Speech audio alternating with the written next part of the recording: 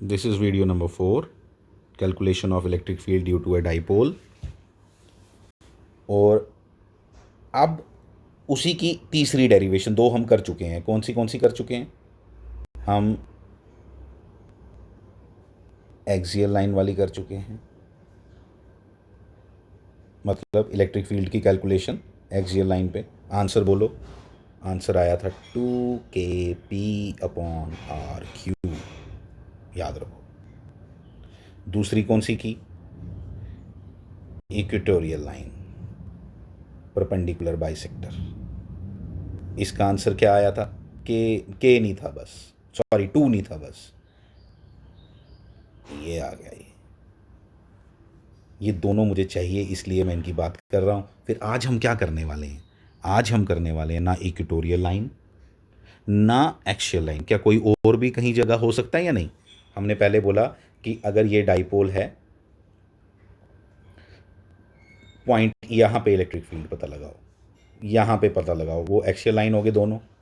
यहाँ पे पता लगाओ, यहाँ पे पता लगाओ, ये हो गया बिल्कुल एग्जैक्ट सेंटर पे। यहाँ इक्वेटोरियल लाइन, यहाँ पे और यहाँ पे हमने पता लगा लिया। अगर यहाँ हो तो, यहाँ हो तो उसके बारे में हम बात करेंगे आज, जिसको हम बोला है नाम जर्नल पॉइंट। कहीं भी हो तो, जर्नल पॉइंट का मतलब वो कहीं भी हो तो। अच्छा, कहीं में भी मैं ये भी और ये भी इंक्लूड हो जाता है। मतलब ये इतनी इंपॉर्टेंट है कि अगर ये वाली डेरिवेशन कर ली तो ये और ये जस्ट सब्स्टिट्यूशन से हो जाएगी। मैं बताऊंगा कैसे। ये देखो, इसको पहले समझो मैंने बनाया क्या है, इसको समझना है। मैं पहले इसमें ना डायग्राम आपको थोड़ी सिंपल बताता हूँ, फिर उसके बाद बताता हूँ कि क्या किया है यहाँ पे। ठीक है, आप देखना मैं क्या करने जा रहा हूँ। ये देखो, आप समझो ये आपका डाइपोल, ये उसका सेंटर, ये पॉइंट है जहाँ मैं इलेक्ट्रिक फील्ड पता लगाना चाहता हूँ। ठीक है, ये हो गया इसका डाइपोल मोमेंट। ये पूरा बनाता हूँ। पहले मैं यूनिट वेक्टर बना रहा था, इसलिए सिर्फ, फिर मैग्नीट्यूड की टेंशन नहीं थी। फिर मैग्नीट्यूड 1 था, वो तो छोटा सा बनाना होता है, डायरेक्शन दिखा रहा है सिर्फ। ये मैंने पूरा वेक्टर बनाया, P vector. This is P vector. Capital P लिख रहे हैं तो कैपिटल पी लिखो। ठीक है, ये पॉइंट आ गया। सेंटर से ही डिस्टेंस बता रहे हैं हर बार, तो यहाँ पे इस बार भी सेंटर से ही डिस्टेंस इसका आर, और ये एंगल थीटा बना रहा है इसके साथ। यहाँ ध्यान से देखो कैसे बनाए, ये सारी कहानी। अब क्या करना चाहते हैं हम क्या करना चाहते हैं हम लोग, मैं दोबारा बनाना पड़ेगा। ये आ गया आपका इधर, इसको मैं इधर बनाता हूँ। ये आ गया इधर, ये आ गया आपका थीटा। सब बनाया है मैंने, लेकिन ऐसे जस्ट मैं आपको थोड़ा सा सिंपल और बना रहा हूँ। ये देखो, ये किसकी डायरेक्शन आ गई? ये किसकी डायरेक्शन आ गई? ये आ गया आपका कौन? ये कौन सा वेक्टर बनाया? ये जो एरो दिखाई दे रही पूरी लाइन यहाँ से लेके यहाँ तक, ये क्या है? -q। ये क्या है? +q। ठीक है, और ये आपका जर्नल पॉइंट है जिस पे मुझे इलेक्ट्रिक फील्ड फाइंड करना है। ठीक, हमने क्या किया? हमने दो रिजल्ट जो पहले निकाले हैं उनको यूज़ करना है इसमें। देखो कैसे किया है, बड़ा स्मार्ट डेरिवेशन है ये। देखो कैसे किया है। हमने क्या किया, हमने ये एक लाइन ये बनाई अलोंग द लाइन, और ये एक इसी के परपेंडिकुलर यहाँ, इसी के परपेंडिकुलर यहाँ एक और लाइन बनाई। ये दोनों लाइन के बीच में आपस में एंगल कितना है? 90 डिग्री। ठीक है, अब तुम ध्यान से देखो, मैंने इस पी वेक्टर का, ये जो आपका पी वेक्टर है ना, ये आपका पी वेक्टर जो ओरिजिनली गिवन है, इसके दो कंपोनेंट बना दिए। एक इधर, ठीक है, ये हो गया पी कॉस थीटा, समझ आ गया? और दूसरा आ गया, मैं बताता हूँ, दूसरा आ गया इसी का एक और कंपोनेंट पी साइन थीटा। ये बोर्ड में नॉर्मली पूछते नहीं हैं। ठीक है, तो इसमें इतना वो नहीं है, लेकिन ये बड़ी काम की चीज़ है हमारे लिए क्वेश्चंस के पॉइंट ऑफ व्यू से। तो इसके दो कंपोनेंट बनाए, कौन कौन से? ये आपका पी वेक्टर था, ये आपका पी था, ये वाला, इसके मैंने दो कंपोनेंट बनाए, एक इधर और एक इधर। ये सब समझने के बाद मैं ले चलता हूँ आपको जो डायग्राम मैंने पहले से बनाई है। ये देखो, ये देखो, ये डिस्टेंस इन दोनों के बीच का वही 2L ही है, लिखा नहीं है मैंने, लिखना है 2L।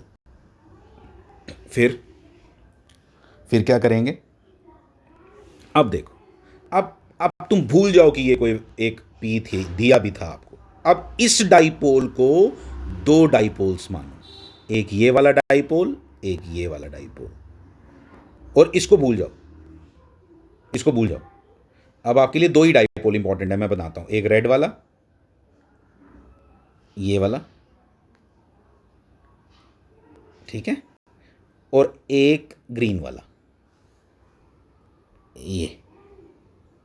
तो ये दो डाइपोल हैं। इसका dipole moment sine theta, P sine theta, इसका डाइपोल पी कॉस थीटा। इस वाले के लिए, रेड वाले के लिए, रेड वाले के लिए माइंड इट, ये वाला पॉइंट जहां मुझे क्या निकालना है, इलेक्ट्रिक फील्ड निकालना है, एक्सियल लाइन है, ये एक्सियल लाइन वाला है, तभी मैंने ई ए लिखा है इसकी वजह से। डायरेक्शन कौन सी ली है, अलोंग, सेम डायरेक्शन होती है। एक्सियल लाइन वाले के केस में सेम डायरेक्शन होती है, तो इसके साथ सेम बनाया, इसलिए ये ई ए आ गया, जिसकी वैल्यू मैंने ये लिखी है। देखो ध्यान से, क्या जो फॉर्मूला क्या था, 2kp/r³, लेकिन इस बार p के कंपोनेंट है ना, तो p cos थीटा।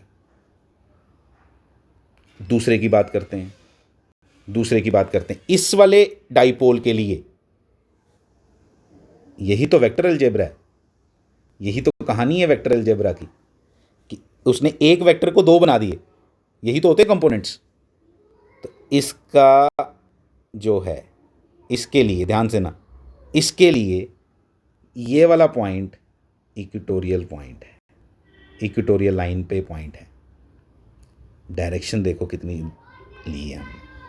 ये डाइपोल मोमेंट की डायरेक्शन इसके केस में क्या है, डाइपोल मोमेंट की डायरेक्शन इसके केस में इधर है। मैंने आपको सिखाया था वो कैसी आती है, इससे उल्टी। देखो देखो ध्यान से, ये बड़ा इंटरेस्टिंग पार्ट है इसमें। वैल्यू तो हमें याद है, उसमें 2 होता है, इसमें 2 नहीं होता, यहाँ 2 है, यहाँ नहीं होता, बस बाकी सारा सेम है।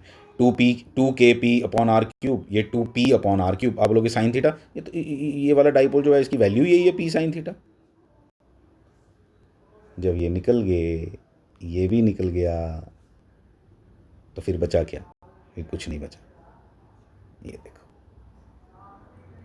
पी नेट भी लिख दिया मैंने, पी नेट भी लिख दिया मैंने, देखो ये पी नेट, ये E net, sorry, under root of this and this, यहाँ से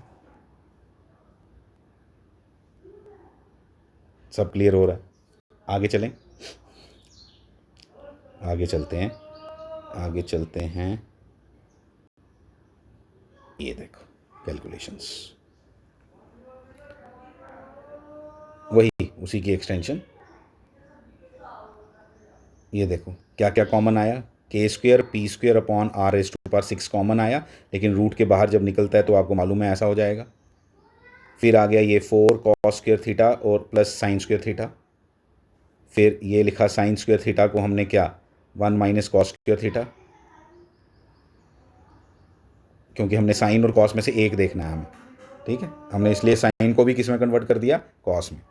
स्टैंडर्ड है, सब लोग करते हैं, इसलिए हमने भी किया। कई बार आप पूछ सकते हो कि सर कॉस को क्यों नहीं साइन में किया, ठीक है, तो अभी किया है, तो बस इसको, यही स्टैंडर्ड रिजल्ट है, इसको हमने स्टैंडर्ड रिजल्ट तक लाना था, इसलिए हमने sin² थीटा को क्या बना दिया, 1 - cos² थीटा। जब ये कैलकुलेशन करोगे you will come with this answer 1+, ये मैंने गलती से माइनस लिख दिया था, इसलिए फिर बाद में मैंने चेंज किया, 1+3 cos² थीटा kp/r³ बाहर, ये आ गया। अब बताओ, अब मैं आपको बताता हूँ, अब यहीं से एक्सियल लाइन और वो भी निकल जाएगा, वो भी निकल जाएगा। कैसे, एक्सियल लाइन के लिए थीटा इक्वल टू 0 है, सोचो, आपको आना चाहिए, थीटा इक्वल टू 0 है। जब थीटा इक्वल टू 0 डालो, जरा थीटा इक्वल टू 0 डालोगे, cos 0 क्या हो जाता है, cos 0 क्या होता है, 1, तो 1+3 क्या हो गया, 4 का अंडर रूट क्या हो गया, 2, वही आंसर आया जो आपने निकाला हुआ, 2 के पी अपॉन आर क्यू। और इक्वेटोरियल लाइन के लिए थीटा की वैल्यू बोलो 90 कॉस 90 0, ये ख़त्म हो गया, √1 आंसर वही आ गया जो एक्सपेक्टेड था।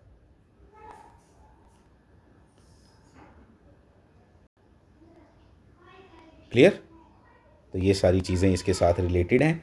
एक बात याद रखना, न्यूमेरिकल पॉइंट ऑफ व्यू से इंपॉर्टेंट है, वैसे मैं न्यूमेरिकल में भी डिस्कस कर सकता था वो सेम बात, अभी बता देता हूँ कि जो एंगल्स मेजर किए गए हैं ना, एंगल्स, ये एक डेरिवेशन आपके लिए सबसे इंपॉर्टेंट काम करेगी, ये वाला जो फार्मूला है, क्योंकि इससे आपका इक्वेटोरियल भी निकल गया, इससे आपका एक्सियल भी निकल गया। आप डायरेक्ट भी वो दोनों याद रखो, कोई प्रॉब्लम नहीं है, लेकिन अगर आप ये याद रखोगे तो आपके वो भी निकल जाएंगे। आपने देखा, आपने क्या किया, आपने ये इधर से एंगल लिया, ठीक है, तो ये एंगल थीटा लिखा डेरिवेशन में, अगर पॉइंट इधर होता तो याद रखना कुछ नहीं करना, आपने एंगल ये लेना है, ये नहीं ले लेना, ये गलत माना जाएगा, ये लेना है, जहाँ से पहले लिया था वहीं से लेना है। मतलब जो ये एरो है ना, ये वाला वेक्टर, यहाँ इधर से ऐसे चलना है आपने, ये हो गया एंटी क्लॉकवाइज, ठीक है। तो यहाँ पे भी आपने एंटी क्लॉकवाइज चलना है, ठीक है। पता चल जाएगा जब हम क्वेश्चन करेंगे इसके, इसी पे बेस्ड एक क्वेश्चन करेंगे जिससे आपको ये क्लियर हो जाएगा। Thank you.